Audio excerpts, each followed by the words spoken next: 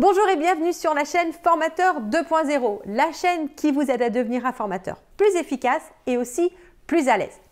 Nous sommes en train de parler des soft skills et dans cette vidéo, nous allons prendre un exemple pour voir comment faire une formation à un soft skills. Et l'exemple que nous avons choisi, c'est l'écoute.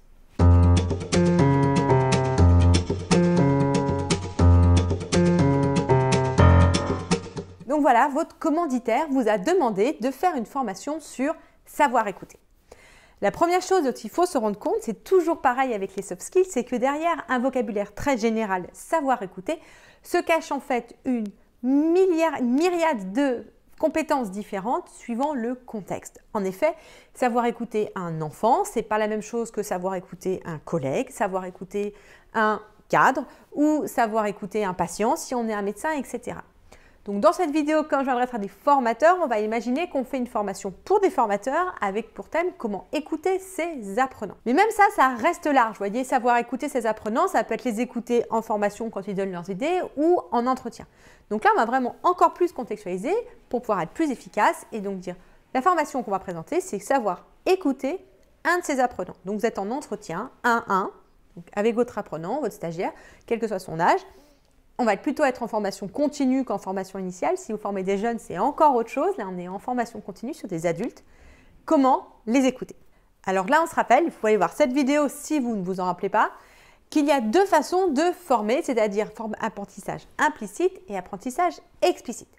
Sur l'écoute, l'apprentissage implicite, ça serait les mettre en groupe, leur demander de s'écouter les uns les autres, de faire des jeux de rôle d'écoute, des choses comme ça, pour qu'ils puissent apprendre à s'écouter pendant la formation en situation d'écoute.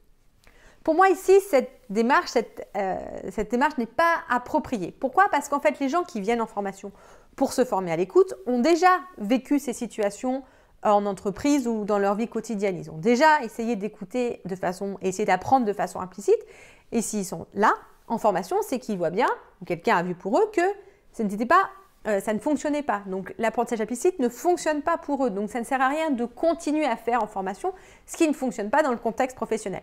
Donc on va passer en apprentissage explicite. Concrètement, comment je ferais cela? Donc on va se mettre dans le cadre d'une formation. Donc ici, je pense 2 ou 3 jours, peut-être une journée sur comment se former à écouter un stagiaire. La première étape, c'est de recueillir les besoins. On l'a vu, derrière un mot « savoir écouter » se cache en fait vraiment beaucoup de réalités différentes. Et vous ne pouvez pas connaître la réalité de vos apprenants avant de leur avoir demandé. Donc la première étape, c'est toujours ça, c'est un recueil de besoins. Alors, le recueil de besoins peut se faire de différentes façons. Alors, concrètement, comment moi je fais ça? C'est que je leur distribue des post-it et sur chaque post-it, je leur donne entre 1, 2, 3 post-it. Je leur demande de donner une difficulté concrète qu'ils ont aujourd'hui qui les amène en formation. Voilà. Qu'est-ce qui vous amène en formation? On peut aussi poser la question, qu'est-ce que vous voulez trouver en formation? C'est un peu la même genre de question. Donc, je leur donne des post-it et je leur demande de mettre ces besoins ou ces situations concrètes sur les post-it, une situation ou un problème par post-it. Je leur laisse le temps de le faire de façon individuelle et c'est très important que le temps soit individuel en silence pour pas que les besoins se polluent, si vous voulez, les uns les autres, pour vraiment que chacun amène son individualité. Ensuite, on fait un tour de table, c'est pour ça que c'est difficile à faire de plus de 15 je prends les post-it des apprenants et ils décrivent un petit peu ce qu'il y a dessus. Et au fur et à mesure, moi, je colle les post-it en faisant une carte mentale sur un paperboard ou un tableau qui va nous suivre pendant toute la formation et donc je regroupe entre eux les post-it sur une carte mentale. Cette carte mentale, je la construis moi avec mon expertise en ayant en tête quels sont les apports théoriques que je vais donner qui permettent de répondre à ce problème. Et donc, quand j'ai 2 problèmes où il y a le même apport théorique qu'il faut donner, eh ben, je vais les mettre l'un côté de l'autre, même si les problèmes sont un peu différents. Une fois que j'ai cette jolie carte mentale, eh bien, je vais pouvoir lancer la formation. Alors, combien de temps ça doit prendre tout ça? Moi, je compte entre 1 heure et 2 heures. Alors, icebreaker plus post-it, plus constitution de la carte mentale, donc c'est long. Entre 1h30 et 2 heures quand on a une formation de 2-3 jours. Si vous faites un recueil de besoins et que vous dites « Ok, c'est joli » et ensuite vous mettez votre PowerPoint que vous avez préparé 4 jours avant où il y a 60 diapos, les apprenants, ils ne vont pas être dupes. Si vous leur demandez leurs besoins, mais que vous avez déjà préparé votre chose avant les besoins, forcément, ça ne va pas coller. Donc, c'est pour ça que moi, je prépare des petits PowerPoint, donc plein de petits PowerPoint granulaires, en fait, plein de petits points théoriques. Et je vais piocher dans cette banque en fonction des besoins qui ont été exprimés par les apprenants. Certaines fois, je n'ai pas dans ma banque, je sais qu'il y a un apport théorique que je maîtrise et que je peux apporter, mais je n'ai pas le support visuel, et bien, c'est pas grave, j'y vais sans support visuel. Le paperboard, ça marche très bien, le paperboard, le tableau, ça marche très bien, et ça permet d'effacer vraiment les notions qui correspondent à ce dont ils ont besoin, et c'est pas grave s'il n'y a pas des jolies animations ou des choses comme ça. Je vais vous donner un exemple d'apport théorique qu'on peut faire sur l'écoute, c'est juste un exemple, c'est pas un modèle, je ne suis pas formatrice à l'écoute, mais en tout cas, voilà les apports théoriques que je pourrais imaginer. Par exemple, ça va être de donner la notion de biais cognitif. Qu'est-ce qu'un biais cognitif et en quoi ça nous empêche d'écouter? Donc les biais cognitifs qui empêchent l'écoute, ça va être l'illusion de savoir, le biais de confirmation, l'ancrage, ce genre de choses qui nous empêchent d'aller écouter vraiment la personne parce qu'on projette nos propres présupposés sur ce qu'elle dit. Ensuite, un deuxième point théorique, ça peut être les deux modes de fonctionnement de la communication et du cerveau, c'est-à-dire le mode rationnel et le mode émotionnel. Et voir ensuite comment s'adresser, comment identifier si la personne qu'on écoute est dans un mode ou dans l'autre et comment s'adresser à l'un ou l'autre. Donc, troisième point théorique, quand on est en mode rationnel, comment écouter quelqu'un qui est en mode rationnel et qui a besoin du mode rationnel, avec tout ce qui va être notion de croyance, de cadre de pensée, etc. Et enfin, quatrième point théorique, parce qu'on n'a pas le temps d'en faire plus sur 2 jours et que mon exemple est sur 2 jours, comment écouter quelqu'un qui est dans l'émotionnel avec l'apport théorique de ce qu'est l'écoute active et comment la mettre en place. Voilà, donc là j'ai couvert les points théoriques, on peut aussi les faire parler sur la formation et j'arrive à la troisième étape qui est de passer cette fois-ci au savoir-faire.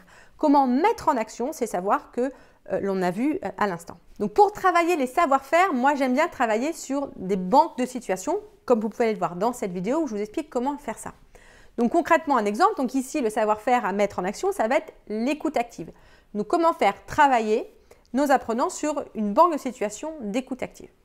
Alors moi, ce que je ferais, c'est par exemple de lancer voilà, je leur ai donné le point théorique de ce que c'est que l'écoute active, comment ça fonctionne, et ensuite je les mets en action. Je dis, ben voilà, mettez-vous avec quelqu'un, il va vous raconter, alors on peut soit leur distribuer des petits papiers où il y a une situation virtuels qu'ils peuvent imaginer, soit leur demander de raconter quelque chose. Alors, il faut que ce soit un peu marquant parce qu'il faut être dans le mode émotionnel, mais ça peut être marquant positif. Donc, ça peut être leur raconter la dernière victoire qu'ils ont eue professionnellement ou voilà. Si vous connaissez vraiment bien votre public, vous pouvez aller sur le dernier conflit qu'ils ont vécu, mais ça, il faut vraiment être en confiance avec son public et les laisser échanger comme ça. On peut aussi, ça dépend du public, faire la technique qu'on appelle du hot seat, c'est-à-dire on fait venir deux apprenants, il y en a un qui parle et un qui met en application les méthodes d'écoute active et tout le monde regarde ce qu'ils font, tout le monde écoute ce qu'ils font. Une fois qu'on l'a fait 1-2 fois, c'est important de s'arrêter et de demander et de voir ensemble en groupe, ben voilà, quels vont être les critères. Est-ce que la personne qui est là a fait de l'écoute active? Plutôt dans ce qu'elle a fait, qu'est-ce qui était de l'ordre de l'écoute active? Qu'est-ce qui était de l'ordre des comportements ou de l'écoute à un petit peu enlever? Et donc comme ça, on va construire en fait des critères de réussite, on va dire.